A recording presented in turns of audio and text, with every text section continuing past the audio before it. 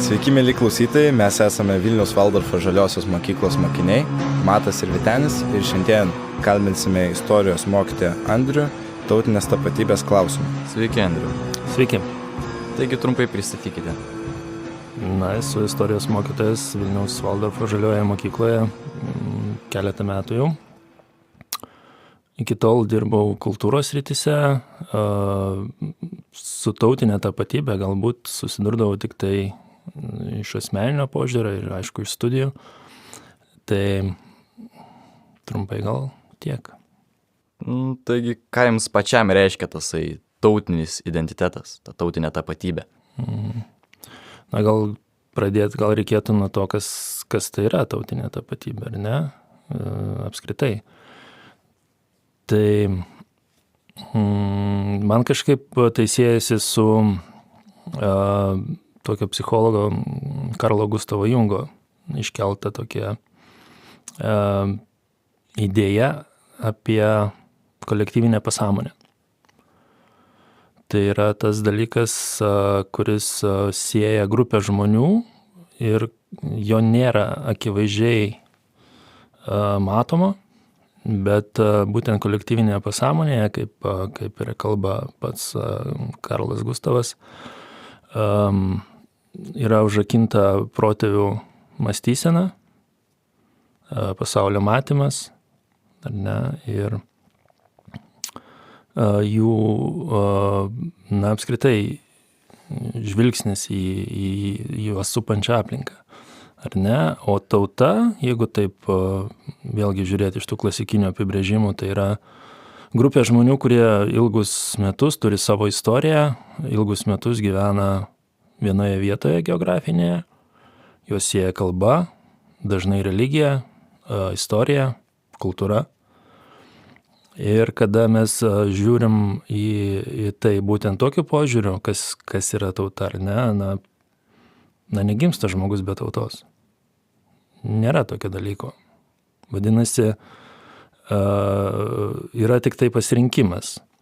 Ar tu pripažįsti save tautos dalimi, ar ne. Ir šiuo atveju man pasirinkimo nėra. Aš gimiau Lietuvoje, esu lietuvis ir man kito varianto ieškoti nereikia. Andriu, jums kaip istorijos mokytojui žinant nepriklausomybės kovas, sąjūdį ir tai, kad Lietuva laisva jau virš 30 metų. Kaip manote, ar tautinė tapatybė dar vis aktuali šiuolaikiniam žmogui? Tautinė tapatybė vis dar aktuali šiuolaikiniam žmogui. Vėlgi, nėra to klausimo. Aš manau, svarbu yra, ar suvoki save šiame pasaulyje, kaip dalį kažkokios grupės žmonių ar ne. Ir kada mes kalbame apie mūsų praeitį, istoriją ar ne, aš tai žiūrėčiau ne pastarąjį šimtmetį, o pastarąjį tūkstantmetį turbūt, ar gal net ir daugiau. Ta istorija mūsų formavosi ilgus metus. Ir visada žmogus susidurdavo su tos savo tapatybės paieška. Ir dažnai reikėtų kelti klausimą apie tai, kas aš esu, ar ne? Ir kada mes sakom, kas aš esu, nuo ko mes pradedame kalbėti, ar ne? Vardas, sakykim taip, ir tada kaip mes save apibūdinsime, kas aš esu, ar ne? Galim išmesti tą tautiškumo dalį, sakyti profesiją, galime sakyti, aš esu pasaulio žmogus ir panašiai, bet šitą padaryti taip, natūraliai neišeina.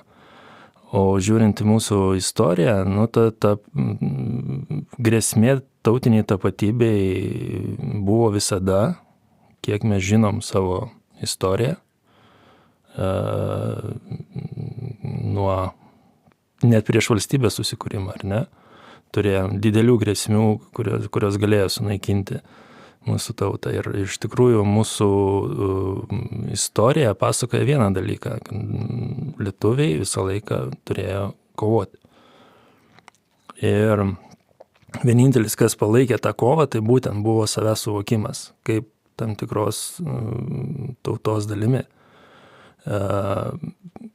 Tiesa, pats tas suvokimas, manau, skyrėsi per ilgą laiką. Jeigu kalbėtume apie, sakykime, valstybės pradžios mūsų laikotarpius didžiųjų kunigaikščių ir panašiai, tai manau, kad nebuvo tokio suvokimo kaip tauta, bent jau žmonių mąstyme ar ne, buvo gal labiau suvokimas savo aplinkos, savo žemės, savo artimiausių giminaičių ir kad už juos reikia kovoti, už tai, kad šeima būtų saugi. Vėliau, sakykime, jeigu čia kalbėtume kokie 15, 16, 17 amžiaus laikotarpį, atsiranda religinė dedamoji, kada maždaug Lietuvos teritorijoje susiduria kelios religijos. Ir paprastai tuo metu irgi dar nebuvo tautos kaip tokio identiteto išskyrimo ir daugiau save tapatindavo kokiai religiniai grupiai tu priklausai, ar tu esi katalikas, ar tu esi protestantas, ar esi ortodoksas, ar ne. Bet kaip tik tuo metu šiek tiek ryškinosi politinė lietuvio tapatybė, nes Lietuvoje religijų buvo daug, bet visi jie buvo lietuviai. Galėjo būti tas pats protestantas lietuvių ir tas pats katalikas lietuvių.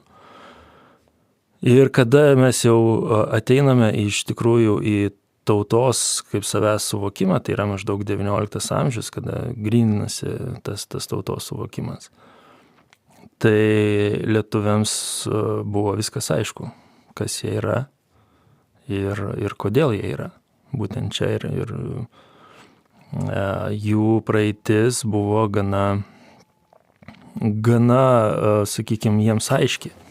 Na, o įžengiant į 20 amžių, reikia nepamiršti, kad buvo didžiulė Rusijos imperijos priespauda, šimtmetį, ar ne, kur buvo stengiamasi sunaikinti lietuviškumą, uždrausta lietuviška spauda, ar ne. Ir po pirmo pasaulinio karo staiga pasaulio žemėlapyje atsidūrusi valstybė, nedidelė valstybė Lietuva, ji susiduria iš karto su daug priešų. Iš karto tą pačią akimirką. Iš visų pusių. Bolševikai, Lenkai ir daugelis kitų, sakykime, norėjo sunaikinti tą vos tik atsiradusią mintį apie tai, kad lietuvių tauta gali turėti savo valstybę. Ir vadinasi, tas laikotarpis, galėjo tiesiog uždėti tašką mūsų valstybei. Bet to neįvyko. O kodėl to neįvyko? Todėl, kad žmonės, kurie gynė tą laisvę, nepriklausomybės kovose ar ne, tai jie save labai puikiai suprato, kas jie yra ir kodėl jie yra. O jūsų manymu, ar Lietuvos valstybė šiais laikais turėtų dėti pastangas, kad išsaugotų mūsų tautinį identitetą ir kultūrinį? Ar reikėtų tai palikti patiems piliečiams? Na, čia nėra tokio vienareikšmiško atsakymo. Valstybė, kada kišasi į tautinį identitetą, mes tada susiduriam su ne visai gerais dalykais, ar ne? Mes kalbame apie vėlgi iš istorijos žinomus dalykus kaip nacionalizmas, nacizmas, ar ne, kuris mano galva turi daug neigiamų bruožų. Nes tai yra ideologija, savaime ideologija yra netoks jau ir teigiamas dalykas. O tautiškumas, jis turėtų kilti iš kiekvieno žmogaus.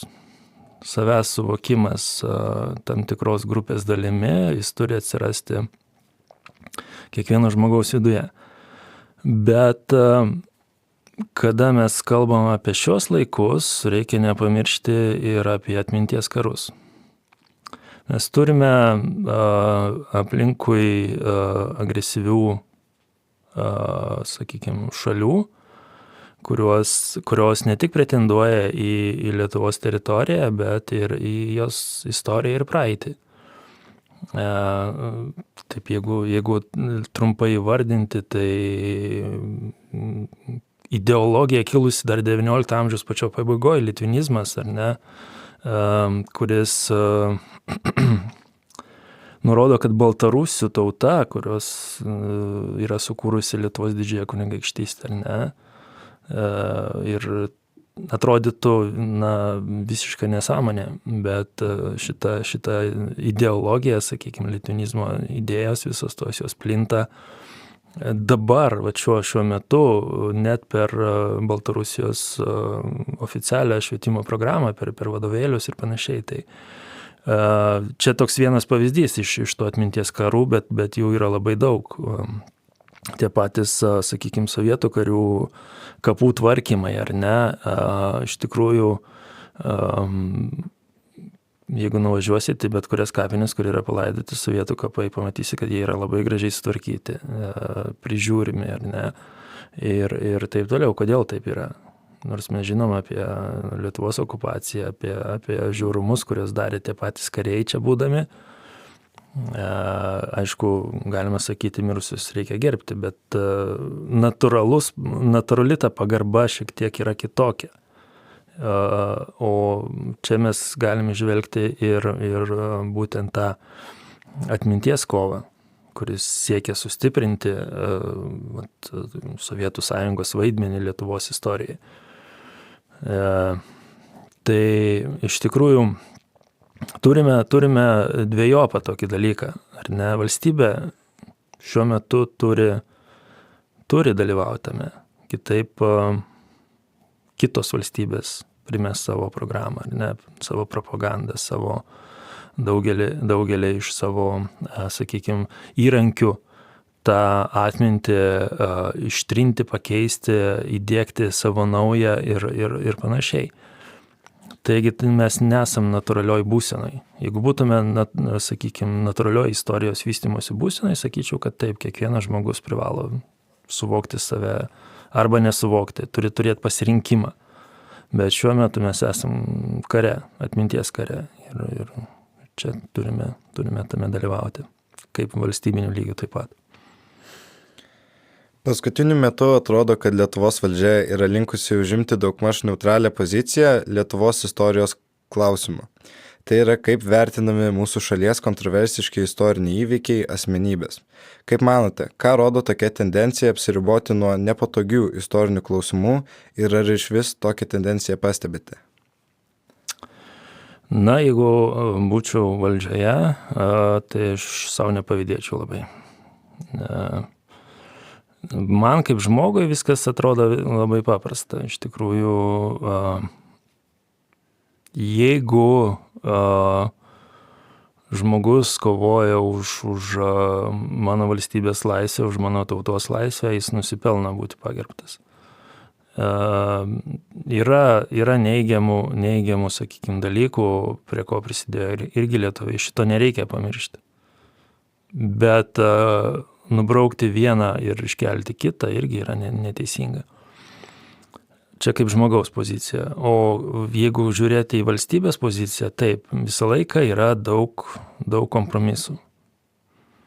Vienas netinkamas žingsnis gali turėti labai didelių pasiekmių tai pačiai valstybei, ar ne, sakykime, tą puikiai mes matom apie, sakyčiau, išpūstą šiek tiek reikalą šiuolaikinių aktualijų, kada vienas Seimo narys pasisako antisemitiškai ir tai nuskamba per viso pasaulio žiniasklaidas, nors turbūt tai buvo tiesiog jo pasąmonės rautas kažkoks tai nesąmoningai nesuvokdamas, ką šneka žmogus, toks jis jau yra, turbūt tai pasisako ir tada mes pradedam suvokti pasekmes tokio vieno posakio, ar ne? kad staiga gali iškilti problemų Lietuvos saugumui. Jeigu, sakykime, kitos šalis per daug aršiai sureaguos į tą dalyką, kad valdžioje atsiranda žmogus pasisakantis antisemitiškai, tai galima turėti tikrai didelių pasekmių, kad bus atšaukta, sakykime, Vokietijos brigados talpinimo arba nukelti tie planai, ar ne.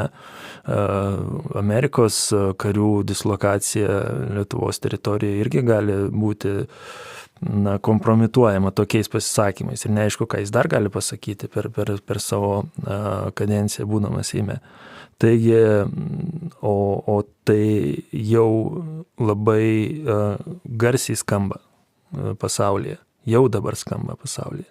O nekalbant apie tai, kad kas buvo praeityje, ar ne, kad tikrai buvo lietuvių žmonių, kurie dalyvavo žydų žudynėse, tą reikia pripažinti.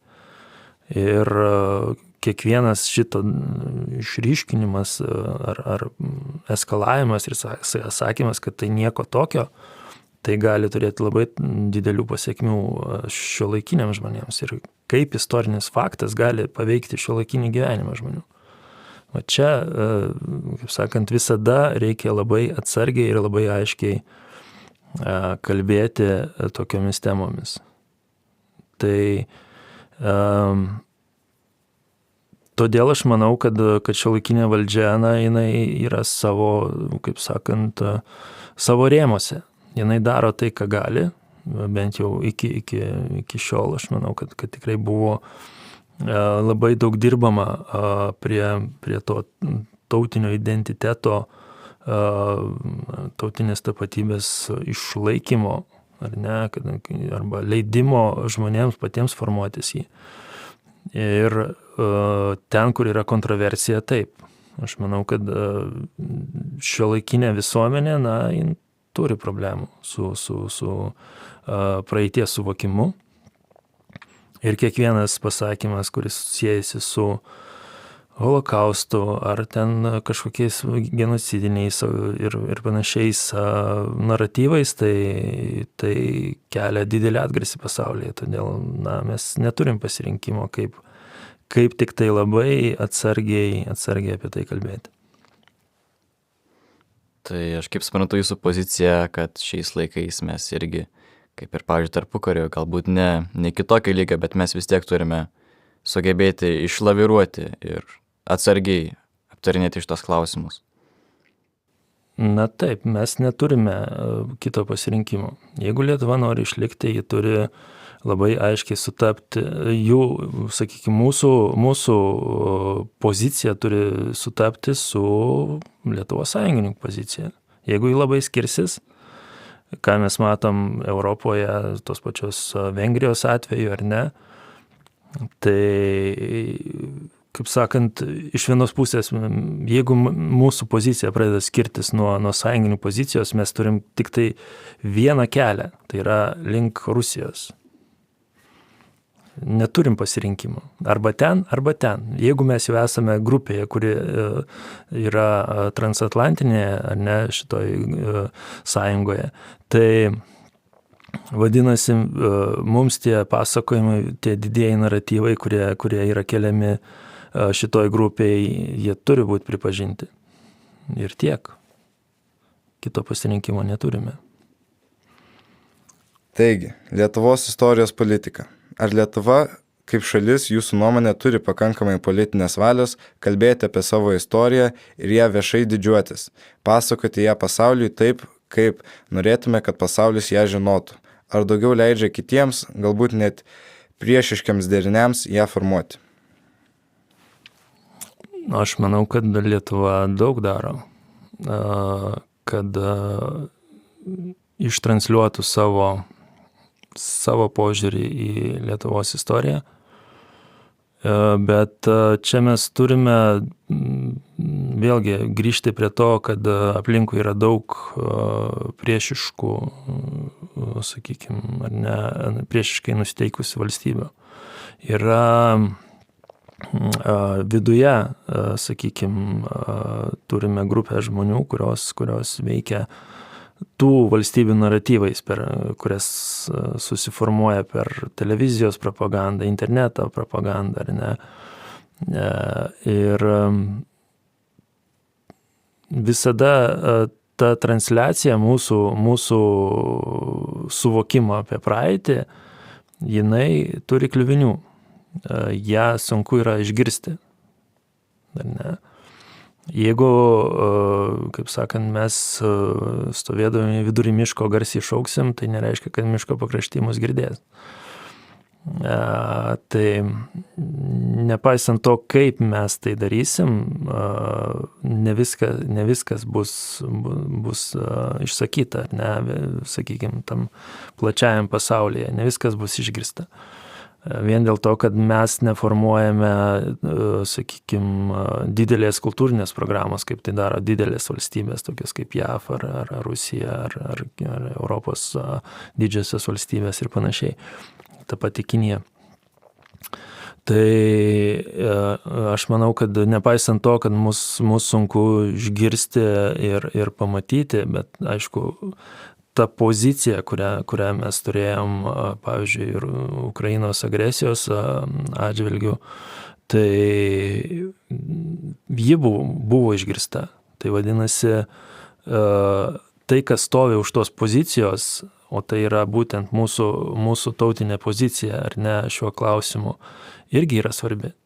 Ir jeigu mes garsiai pareiškime apie tokius dalykus, kurie vyksta pasaulyje ir jie mums atrodo neteisingi, vadinasi, mes kažkaip susiformavom tą teisingumo ir neteisingumo suvokimą, ar ne? Ir vadinasi, mūsų, sakykime, ta istorijos, tas pasakojimas, jis nėra toks svarbus, kiek sakykime, tai plačiai visuomeniai, ne, jis svarbus mums kaip lietuviams, bet svarbu, kad mes turėtume labai aiškias pozicijas kertiniais klausimais, kurie yra dabar, sakykime, pasaulyje, kas vyksta, ar ne. Ir būtent istorinės suvokimas, mes puikiai suvokiam, kas yra Rusija, nes turim ilgą istoriją su jais, ar ne. Ir tai leidžia mums suformuoti būtent tokią poziciją istorijos klausimų. Sakykime, man visą laiką yra keistas Vengrijos klausimas. Atrodo, kad jie užmiršta kai kurios savo istorijos puslapius.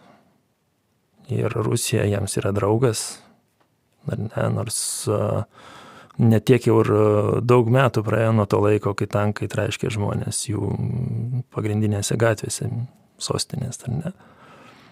Tai tas mes kaip lietuviai, mes niekada nepamiršim sausio 13-osios. O dėl kažkokių tai priežasčių, aišku, daugiausiai turbūt dėl ekonominių, vengrai renkasi pamiršti tuos dalykus. Taip kad vėl grįšiu prie to, kad pozicija istoriniais klausimais turi išeiti iš žmogaus, iš kiekvieno mūsų. O valstybė turi atsižvelgti tai.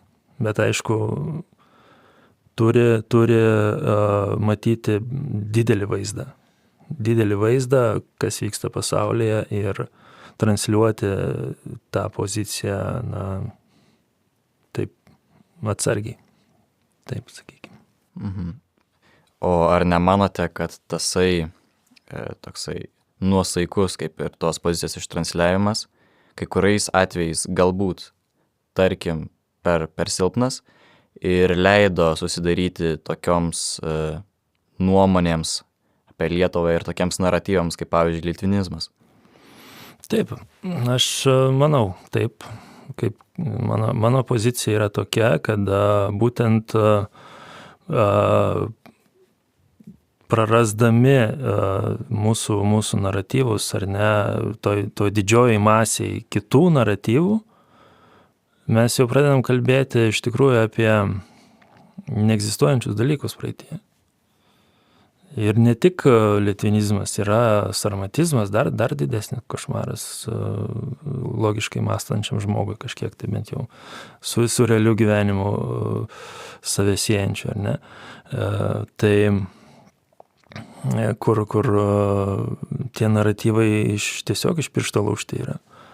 Ir taip, aš minėjau tai, kad mes esam karuose, atminties karuose ir mes kol kas tą karą pralaimim. Ir mums reikia mobilizuotis daugiau kariauti, labai čia, aišku, turi dirbti mokslininkai, turi dirbti tyrėjai, ar ne?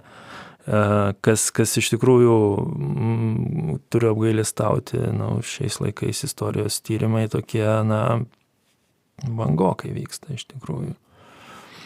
Arba nagrinėjimas tos sakykime, sritis yra gana siauros ir nėra to didžiojo pasakojimo yra gana mažai ir jis silpnai girdimas. Ar ne? Kas yra Lietuva ir kokia jos praeitis, sakykime, taip. Tai va.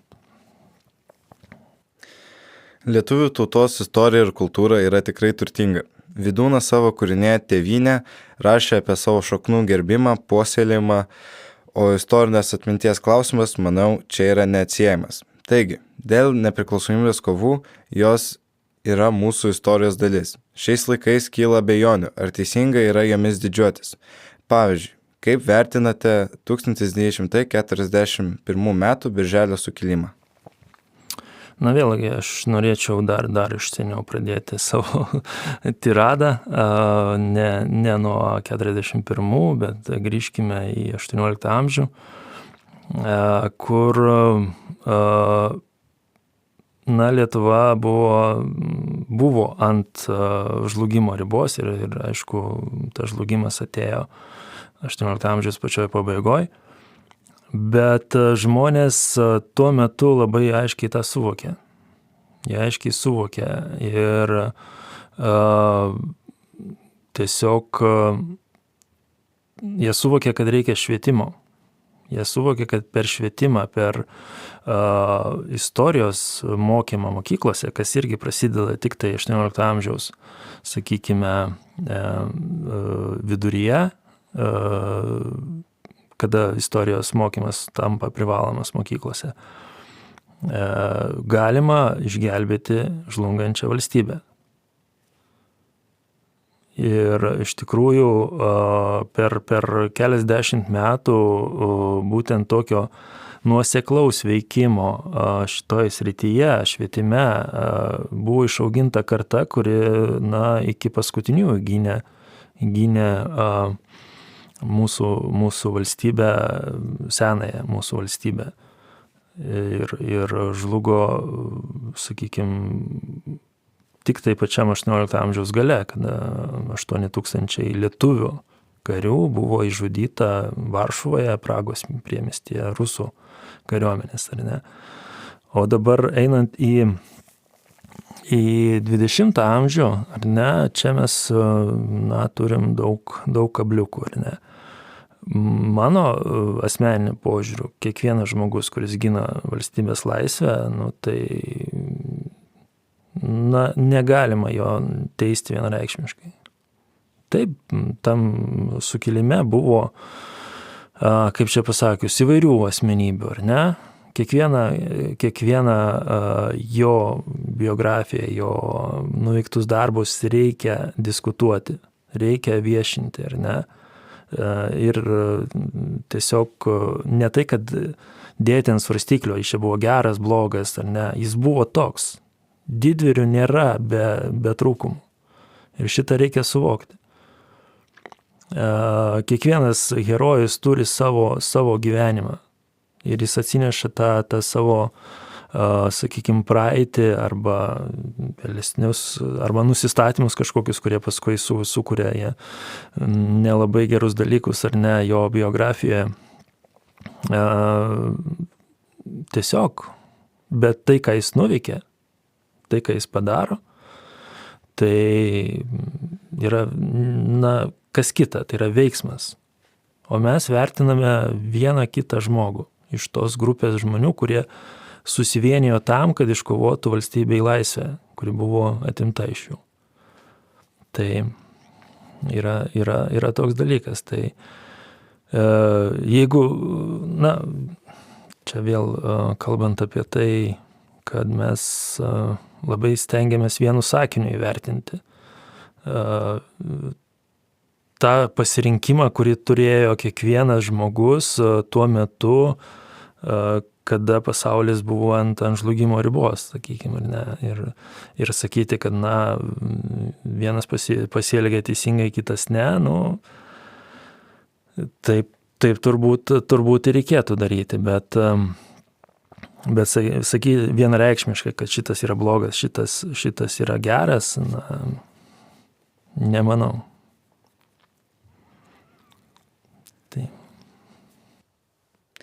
Taigi žinome, kad po Lietuvos aukštuomenės sulenkėjimo 18 amžiuje aprašyta Donelaičio metuose lietuvių kalba buvo vartojama baudžiauninkų ir iš esmės laikoma prašiokiška ir neverta. Ar šis požiūris į mūsų pačių kalbą ir kultūrą yra išlikęs iki šių dienų, jūsų nuomonė?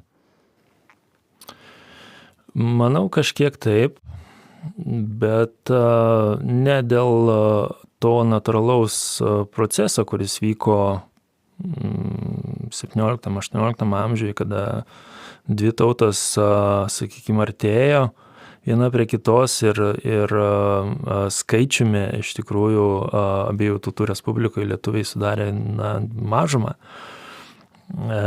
Ir tas poveikis kalbai buvo natūralus procesas. Tiesiog. Ar ne? Bet buvo ir nenatūralių procesų.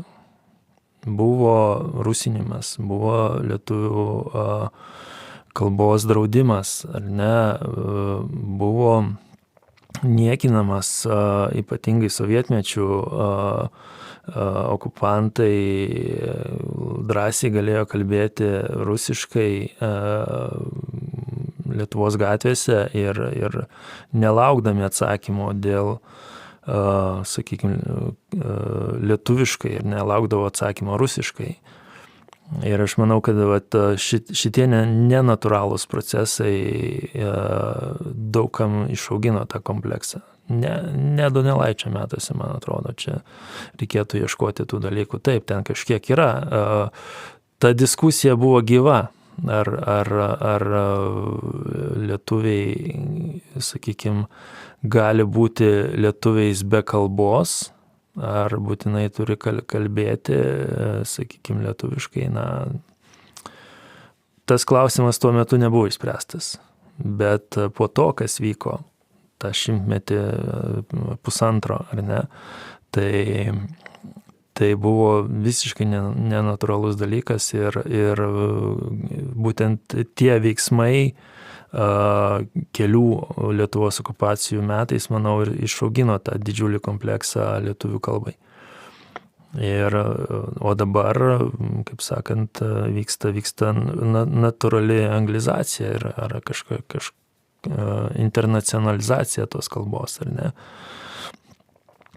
kuri vėlgi reikia sąmoningų pastangų, kad galėtum tą kalbą savo didžiuotis. Kokias matote pagrindinės grėsmės lietuvių tautiniam identitetui šiais laikais? Dvi grupės yra, aš manau, tų grėsmių.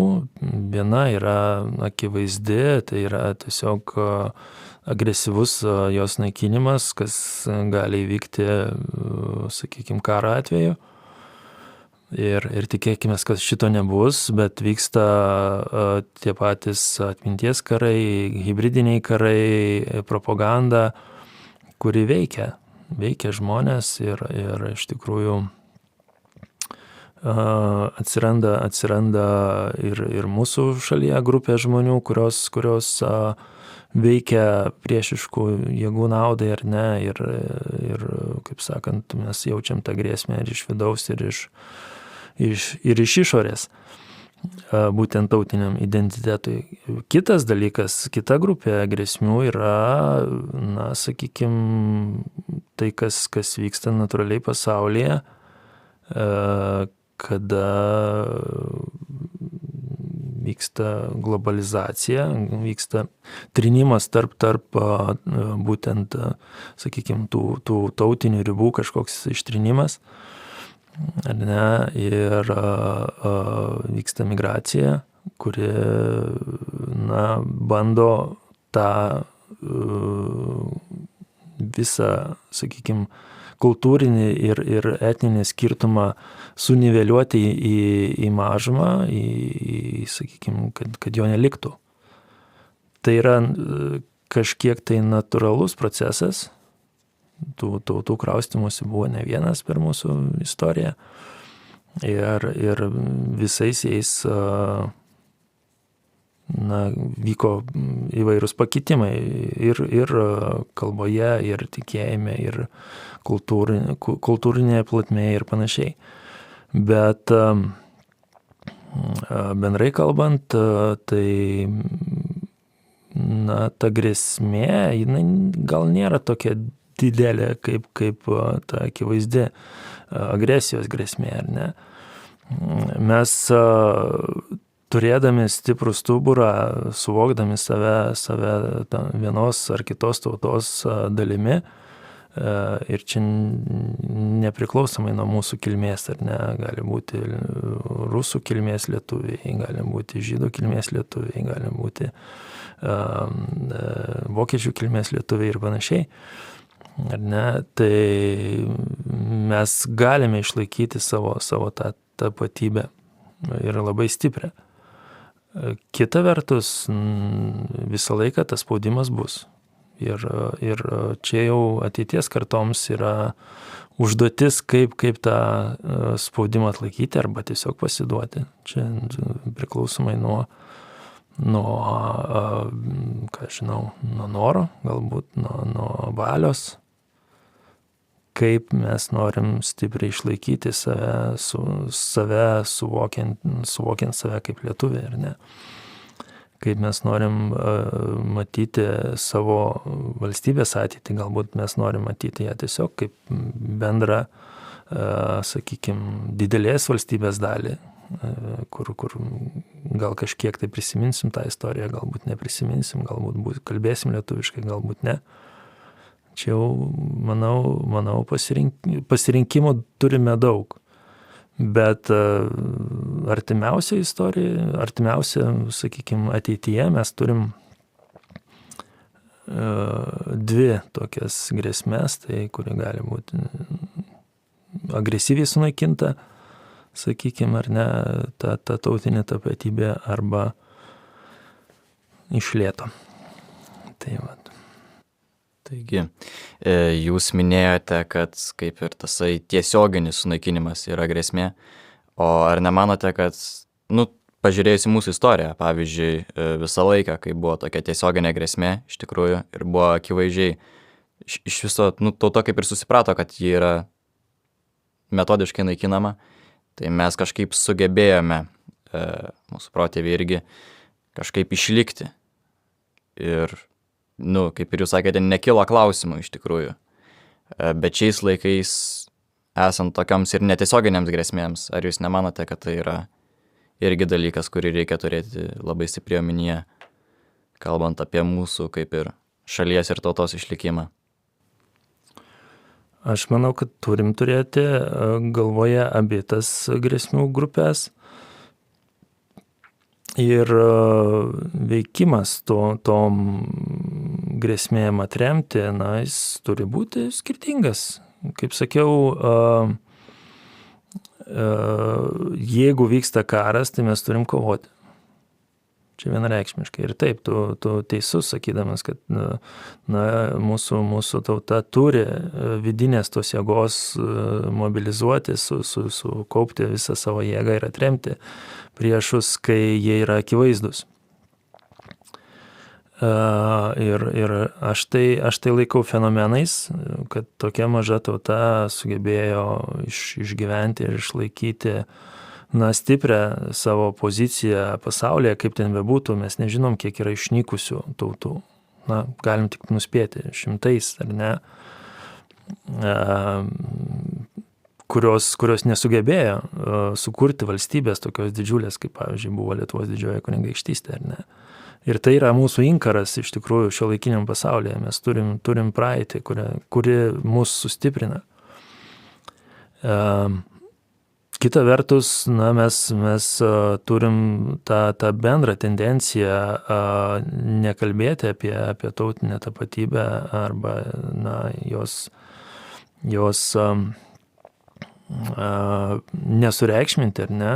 Bet aš manau, kad tai irgi yra tam tikra prasme kova, jeigu mes turime tuos didžiųjų valstybių naratyvus, kurie sklinda po pasaulį per kultūrą, per pop kultūrą, per filmus, per muziką ir per visą kitą, mes nesusimastam, kad tas naratyvas yra atėjęs iš kažkur tai.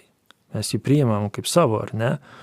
Man toks vienas akivaizdžiausių dalykų yra rasizmo naratyvo sustiprinimas Europoje, pavyzdžiui.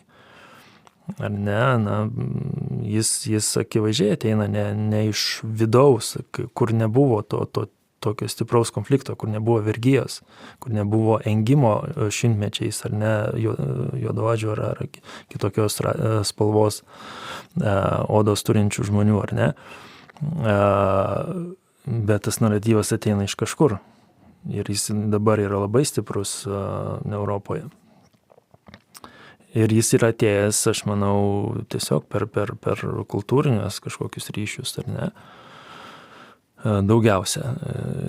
Tai vat, ir aš manau, kad pirmas dalykas, tai reikia labai gerai įsivardinti, kur yra irgi veikimas, sakykime, galintis paveikti mūsų identitetą. Jis nebūtinai turi būti agresyvus. Jis gali būti toks labai nuoseklus, ar ne, nuosaikus, sakykime taip.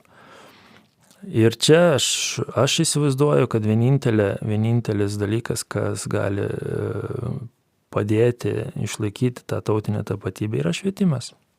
Yra suvokimas savo šaknų, savo kultūros, savo praeities, savo istorijos. Ir kol tai bus gyva, tai neagresyvi šita, sakykime,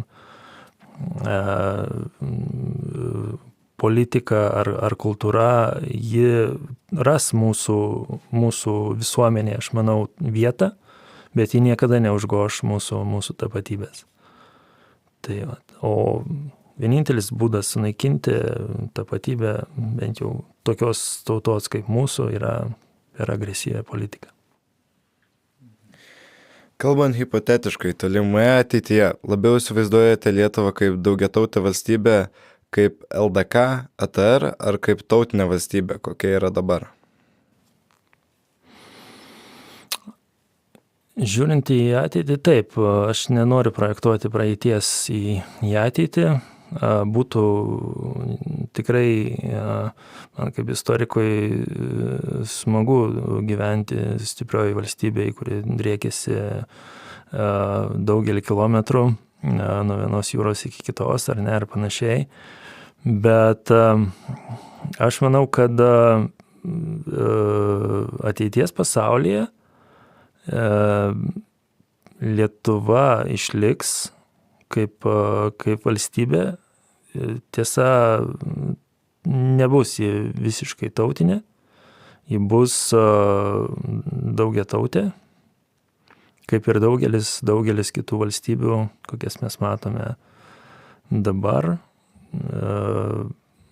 Nesinori piešti juodesnių kažkokių scenarijų, kaip sakant, ateities, bet jeigu taip žiūrėti šviesesnį rytojų, tai aš manau, kad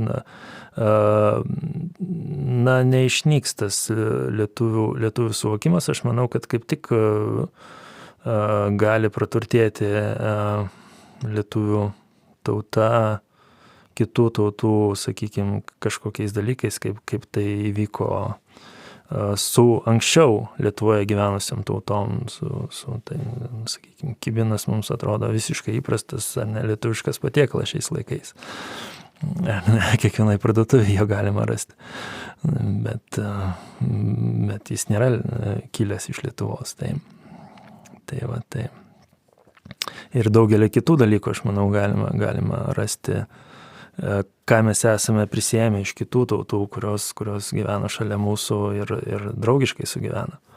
Tai aš noriu matyti Lietuvos ateitį tokią, kad Lietuvos tauta didės, augs ir turės. Taigi, kaip suprantu iš to, ką pasakėte, tasai globalizmas turbūt nėra didelė grėsmė Lietuvos ateičiai, nes kaip ir gaunasi mes su vakarai save labiau asocijuojame, o vakarai yra šiuo metu bent jau yra linkę kaip ir mažiau sureikšminti tautinę tapatybę ir daugiau eiti to globalizmo keliu. Na taip, tai pozicija yra tokia ir aišku, suvokdami save didžiojo pasaulio dalimi, lietuviai turės priimti daug sprendimų, aš manau, dar ir ateityje. Tai taip, būdami didelio pasaulio dalimi, lietuviai tikrai turės pasirinkimą, sakykim taip, ar ne, turės priimti tam tikrus sprendimus, kaip toliau vystyti savo politiką, ypatingai tautinę politiką, bet žiūrint į tai, kas vyksta dabar pasaulyje, mes matome, kad tautinė politika nepraranda savo aktualumo. Jau, sakykime, prieš 10 ar 15 metų atrodė, kokie karai Europoje 21 amžiuje, apie ką iš čia. Negali būti. Bet staiga jis kyla ir kyla tas karas iš to, kad viena tauta nebenorėjo būti su kita tauta arba tapatintis savęs su kita tauta. Ir mes matome, kad, sakykime, tokiu, kaip sakant, grubiu palyginimu galim pasakyti, kad ukrainiečiai nebenorėjo būti rusais, ar ne? Jeigu taip žiūrėsim mūsų Lietuvos praeitį, ar ne, tai buvo tam tikra akimirka Lietuvos istorijoje, kada lietuviai nebenorėjo būti lenkais. Ir atrodo, ta tautinė politika, jinai neturėtų jau šiais laikais lemti daug ko, bet pasirodo jį lemia. Jį lemia daugelio žmonių žūtis, valstybės naikinimą, 3 metus karo. Ir visa tai yra paremta būtent vienos valstybės tautiniu naratyvu. Kad Ukraina nėra valstybė, kad tai yra Rusijos dalis ir tiek. Ir aš manau, kad daugelis net ir vakarų, sakykime, šalių vadovų ar šiaip protingų žmonių turėtų truputį atsibūsti ir permastyti savo pozicijas žiūrint į ateitį. O kita vertus mes matome, kaip kompromituojasi tos visos organizacijos, kurios kaip ir turėtų vienyti, ar ne, kurti tą globalizmą. Jungtinės tautos, ar ne, ir panašiai. Bet jos neišlaiko tokių išbandymų kaip vienos valstybės agresija prieš kitą. Ir tas kelias, kuris buvo brėžiamas po Antro pasaulinio karo, kada atrodė tai labai racionalus būdas sutarti, atrodo netoks jau ir teisingas šiuo metu. Mhm. Daugiau kaip ir apie daugiatautės valstybės, pavyzdžiui, mes turime Ameriką, tai kiek man atrodo, jinai kaip ir turi tą irgi imigraciją visą laiką ir turėjo, ir gana dideliais mastais, bet jinai visą laiką sugebėjo kaip ir ne tik kad integruoti tos žmonės, bet ir kaip juos asimiliuoti, ir kaip ir jie labai irgi tokie patriotai yra, dauguma, ir kaip jūs manote, ar Lietuva taip sugebėtų, ir iš viso mes kol kas turime netokius didelius imigrantų srautus, ir iš viso ar mes esame pajėgus integruoti tos žmonės į savo visuomenę? Na, taip, mes matom ne visai gal tą tokį idilišką vaizdą matom, kad ne visai pavyksta integruoti žmonės ir Amerikoje, ir didžiosiose Europos valstybėse, kur kuriasi getai, kuriasi uždaros bendruomenės, o jų viduje radikalizuojasi žmonės, ar ne. Matom daug problemų, ypatingai socialinių, ekonominių problemų tose valstijose Amerikos, kuriuose yra daug migrantų. Tiesiog aš manau, kad patys migrantai nėra problema. Yra jų skaičius, jų didelis skaičius. Ir jeigu tai būtų natūralus procesas, koks buvo anksčiau, ar ne, ir tie patys lietuviai migruodavo į Ameriką, ir ten jie būdavo priimami, integruojami ne tokiais dideliais kiekiais, ar ne, tai tą pavykdavo. O dabar tiesiog, aš manau, kad čia galima palyginti su sakykime, organizmo uždegimu. Kai keletą bakterijų organizmas turi, tai jis nejaučia, kad vyksta kažkoks uždegimas, bet kai jų pasidaro labai daug, atsiranda tas tikrai akivaizdus, sakykime, akivaizdi problema organizme, kur matome. Ne. Tai aš manau, kad ir Jungtinių Amerikos valstijų atveju ir kitų šalių, kurios priima daug migrantų, reikės galvoti, ką daryti iš tikrųjų. Ir matom, kaip keičiasi apskritai gyvenimas kai kuriuose vakarų Europos valstybėse dėl migrantų. Ar ne? Nesakau, kad reikia imtis kažkokių radikalių priemonių, bet reikia permastyti tas veiksmus, politikas, ką galima padaryti. Ir kalbant apie Lietuvą, tai kol kas aš manau, kad ta integracija vyksta be didelių uždegimų, bet viskas priklausys nuo to, kiek tų migrantų atsiras. O žinant, kad migrantai yra naudojami kaip ir hybridinis ginklas šiais laikais, tai sunku pasakyti.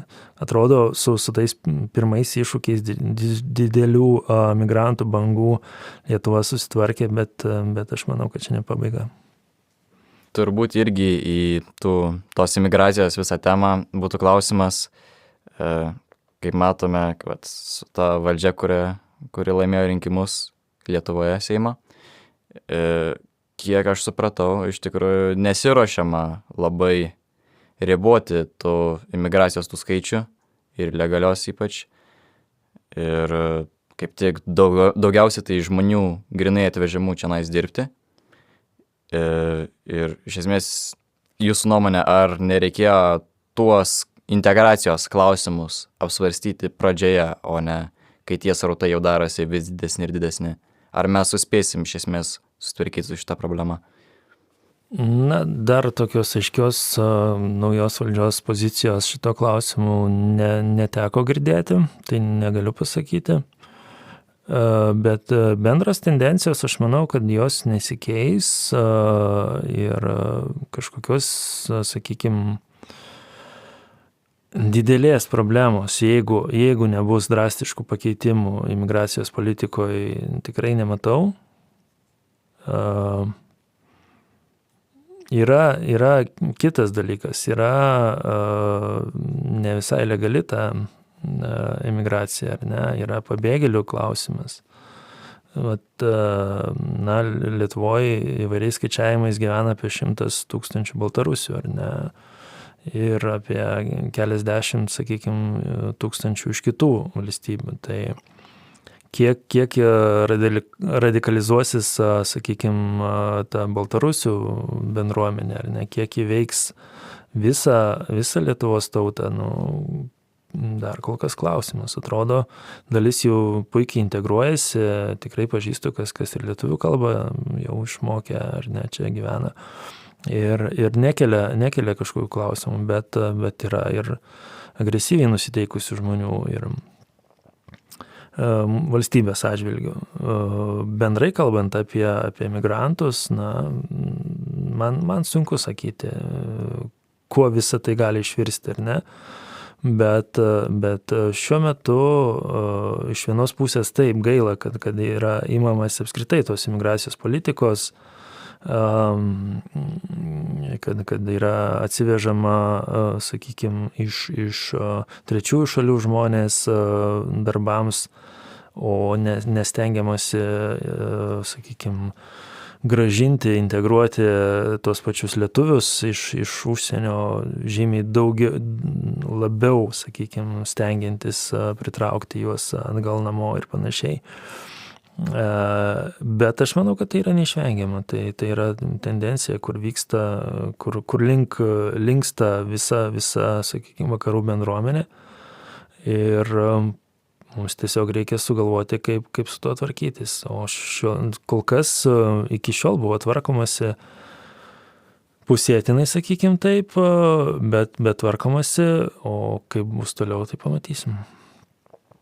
Kaip manote jūsų nuomonė, kaip Amerikos prezidentų rinkimai įtakos Lietuvą ir karą Rusijai?